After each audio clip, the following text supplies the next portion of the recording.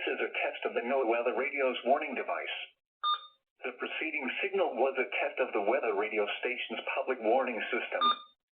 During potentially dangerous situations, specially built receivers can be automatically activated by the signal to warn of the impending hazard. Tests of the signal and receiver's performance are normally conducted by the National Weather Service every Wednesday between 11 a.m. and 12 noon. If there is a threat of or existing severe weather in the area on Wednesday, the test will be postponed until the next available good weather day.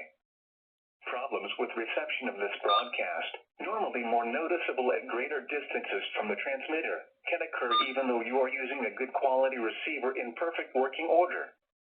To provide the most consistent and dependable warning service possible, the warning alarm will be activated for hazardous watches and warnings for the following counties: Brazoria, Chambers, Fort Bend, Galveston, Harris, Liberty, Montgomery, and Waller. Repeating, this is a test of the NOAA radio's warning device.